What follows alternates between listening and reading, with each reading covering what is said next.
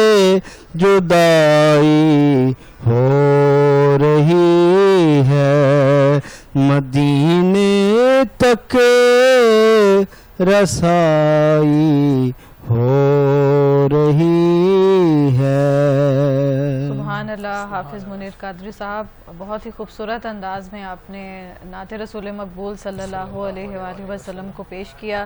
تو دل میں ہو یاد تیری گوشائے تنہائی ہو، دل میں ہو یاد تیری گوشائے تنہائی ہو، پھر تو خلوت میں عجب انجمن آرائی ہو۔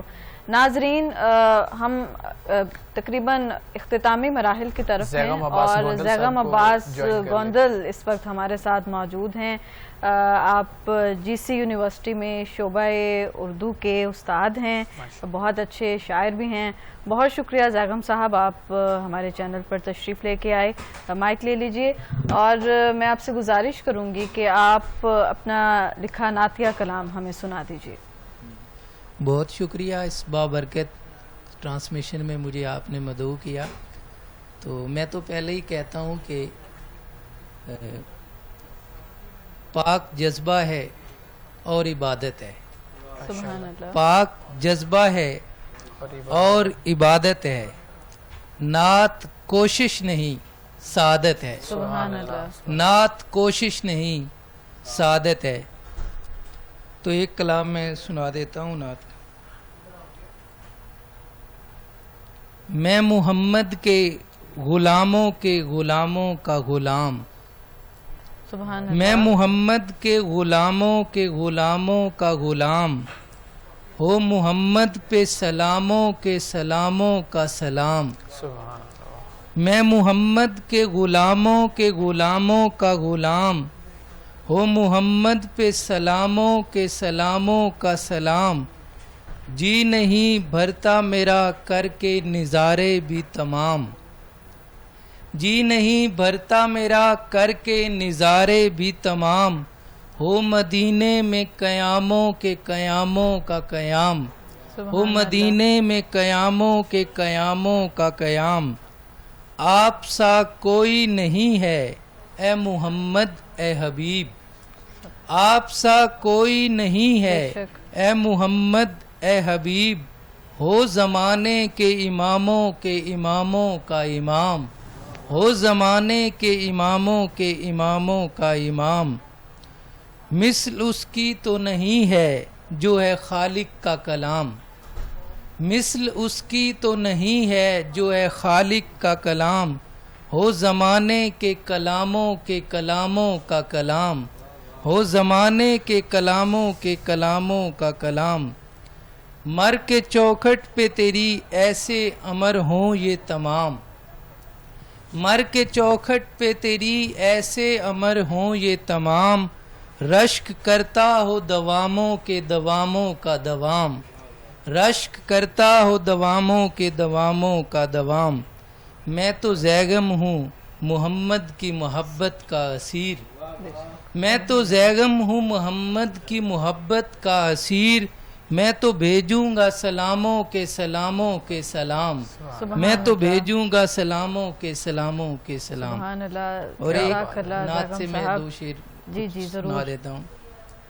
مکمل نمونہ ہے سیرت نبی کی، مکمل نمونہ ہے سیرت نبی کی، سراپا کرم ہے طبیعت نبی کی، مکمل نمونہ ہے سیرت نبی کی، سراپا کرم ہے طبیعت نبی کی، اگر چاہتے ہو محبت خدا کی، اگر چاہتے ہو محبت خدا کی، کیے جاؤ دل سے اطاعت نبی کی، کیے جاؤ دل سے اطاعت نبی کی، رہے دل ہمیشہ محبت میں ان کی، رہے دل ہمیشہ محبت میں ان کی، رہے دل میں ہر دم محبت نبی کی، سبحان اللہ۔ رہے دل میں ہر دم محبت نبی کی، سبحان اللہ۔ بظاہر تو خالی ہے وہ دست قدرت، بظاہر تو خالی ہے وہ دست قدرت،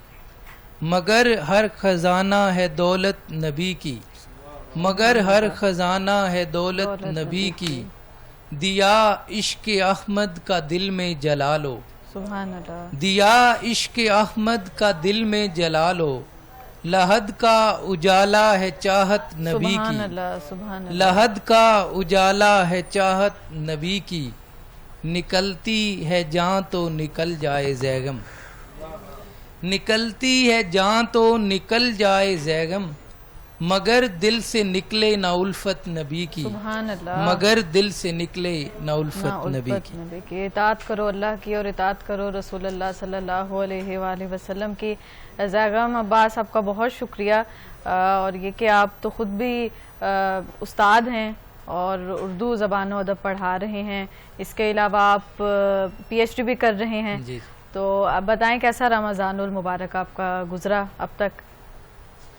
رمضان مبارک اللہ تعالیٰ کا ایک خاص مہینہ ہے، اور مسلمانوں کے لیے تو خاص یہ تحفہ ہے، جی، تو جو سچا مومن ہے وہ پورا سال اس مہینے کا انتظار کرتا ہے۔ تو اسلامی لٹریچر میں یہ ہمارے ہاں ہے کہ اگر کسی مومن کو اندازہ ہو جائے کہ رمضان کتنی بڑی دولت ہے، کتنا بڑا تحفہ ہے، تو وہ سارا سال ہی یہ خواہش کرے کہ رمضان رہے۔ جی بالکل، تو یہ مبارک مہینہ ہے اور مبارک گھڑیاں ہیں، تو اس میں لوگ، اور رمضان کا جو خاص ایک میسج ہے، جو روزے کا خاص میسج ہے، وہ تقوی ہے۔ جی، اور تقوی کیا ہے کہ ایک جس طرح بھی آپ پہلے گفتگو کر رہے تھے، وہ برابری کا درس بھی دیتا ہے۔ بے شک، وہ جو ہم اپنے اندر ایک کناہ، اپنے آپ کو بڑا بناتے ہیں اور غرور کی طرف بڑھتے ہیں، تو تقوی ہمیں بتاتا ہے کہ خدا کا تو فرمان ہے، میرے نزدیک وہ بہتر ہے، وہ زیادہ قریب ہے جو متقی ہے، بے شک، اور روزے کا تو حاصل ہی تقوی ہے۔ بے شک، تو حدیث پاک میں یہ بھی آتا ہے کہ اللہ تعالیٰ کو یہ کوئی پسند نہیں ہے کہ وہ آپ کو بھوکا رکھے یا پیاسا رکھے، بے شک، تو وہ تو اخلاص دیکھتا ہے، آپ کی نیت دیکھتا جی، ہے، بے آپ کا شک، بے تقوی شک۔ دیکھتا ہے۔ جی زیغم صاحب، آپ کی طرف ہم آئیں گے، ابھی ابو ترابی صاحب کی جانب ہم جائیں گے، اور آپ سے میں پوچھ رہی تھی کہ عید کی شاپنگ آپ کی کہاں تک پہنچی ہے اور کیا مکمل ہو چکی ہے؟ دیکھیں، میں 4 دن پہلے گیا تھا چھٹی پہ، تو عید کی شاپنگ تو میں کر کے آیا تھا، لیکن یہ نہیں پتا کہ غفاری صاحب اب چھٹی دیں گے یا نہیں دیں گے، کیونکہ ابھی تک شاپنگ مکمل ہے، لیکن اب کچھ کہہ نہیں سکتے۔ اگر چھٹی ملے گی تو کر لیں گے، ورنہ ڈیوٹی بھی تو آپ کو پتہ ہے ضروری ہوتی ہے۔ جی، تو اگر ہم یہاں پہ ڈیوٹی کریں گے تو ہمارے کولیگز جو ہیں وہ عید منائیں گے، لوگوں کو خبریں سننے کو ملیں گی، تو قربانی تو دینی پڑتی ہے نا۔ تو خیر، میں یہ پہلے بھی میں اس عید چیز پہ آپ کا نہیں عادی جا ہوں۔ رہے؟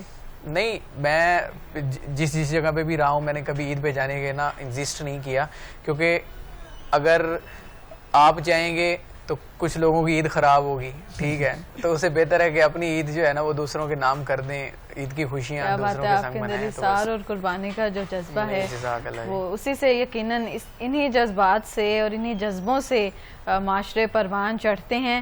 اور محمد حافظ منیر قادری صاحب، آپ کی طرف ہم آئیں گے، نعت رسول مقبول صلی اللہ علیہ وآلہ وسلم۔ ان کی مہک نے دل کے غنچے کھلا دیے ہیں، ان کی مہک نے دل کے غنچے کھلا دیے ہیں، ان کی مہک نے دل کے غنچے کھلا دیے ہیں، ان کی مہک نے دل کے غنچے کھلا دیے ہیں، جس راہ چل دیے ہیں کوچے بسا دیے ہیں، جس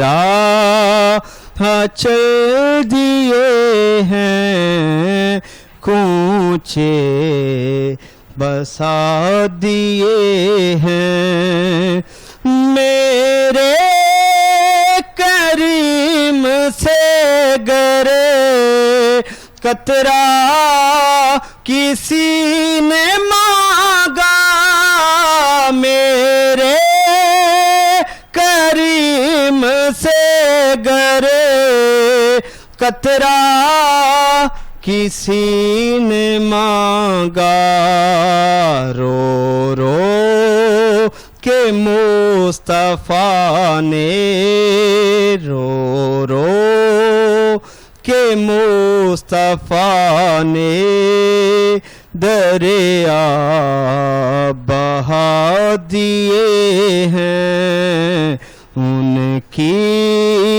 مہک نے دل کے غنچے کھلا دیے ہیں آنے دو یا ڈبو دو اب تو تمہاری جانب آنے دو یا ڈبو دو اب تو تمہاری جانب کشتی تمہیں پہ چھوڑی کشتی تمہیں پہ چھوڑی لنگر اٹھا دیے ہیں ان کی مہک نے دل کے غنچے کھلا دیے ہیں. سبحان اللہ، کیا وہ ڈوبیں جو محمد کے ترائے ہوئے ہیں. ناظرین ابھی ہم دوبارہ حیدر کی طرف جائیں گے. محمد علی حیدر سے درخواست کریں گے کہ وہ ہمیں ایک اور نعت سنا دیں.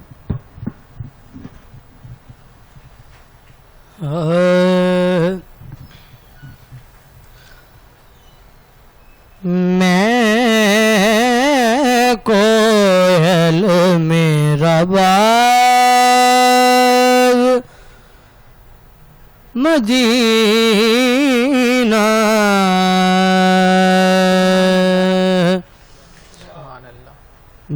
میں کوئل میرا باغ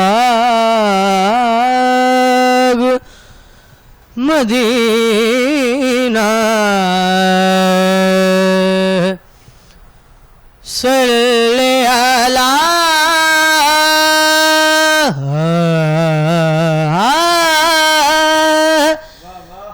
میری کو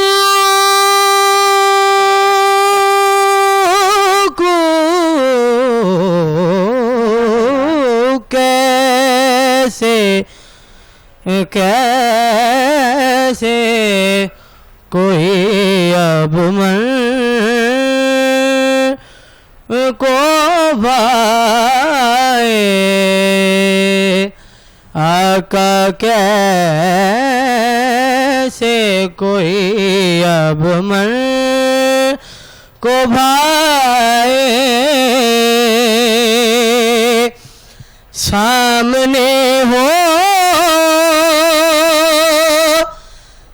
جب تو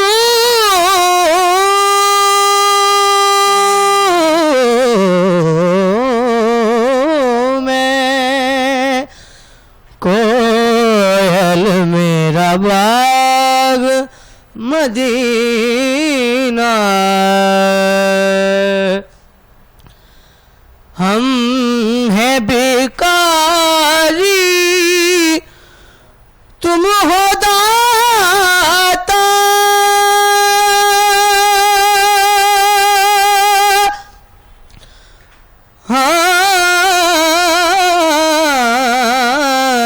ہم ہیں بیکاری تم ہو داتا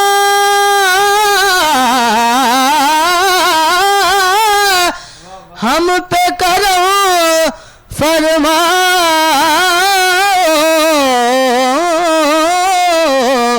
اپنی نگریا میں بلوا کے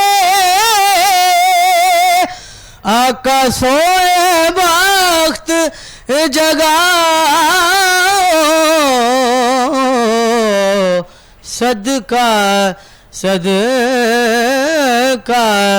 علی حسنین و زینب آقا صدقہ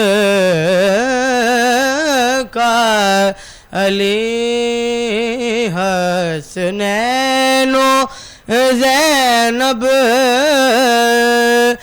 عرضی ہو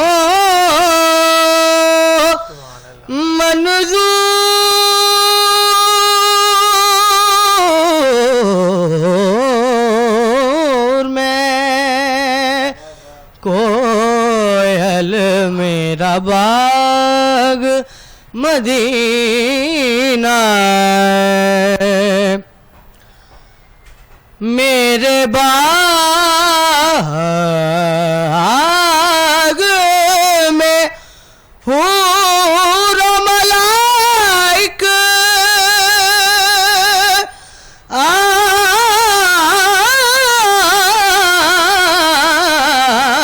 میرے باغ میں حور و ملائک شام سویرے آتے ہیں آنکھ پہ مل کر خاک جہاں کی لوگ ولی بن جاتے ہیں در پہ جہاں جبریل کھڑے ہیں آقا در پہ جہاں جبریل کھڑے ہیں بڑھ کر خادم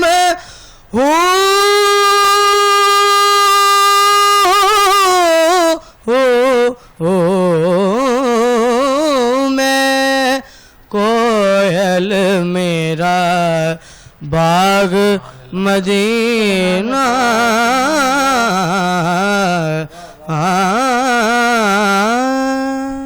سبحان اللہ، بہت خوبصورت کلام آپ نے پیش کیا اور بہت خوبصورت انداز میں آپ نے اس کو پیش کیا. اللہ تعالیٰ آپ دونوں کی آوازوں میں برکتیں عطا فرمائے.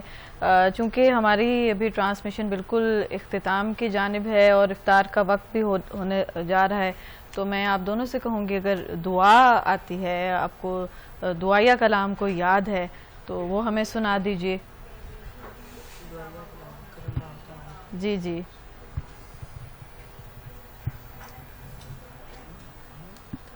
جی جی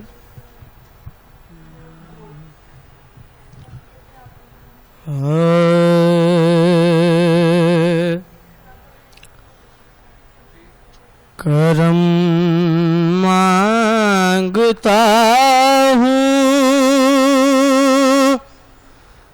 عطا مانگتا ہوں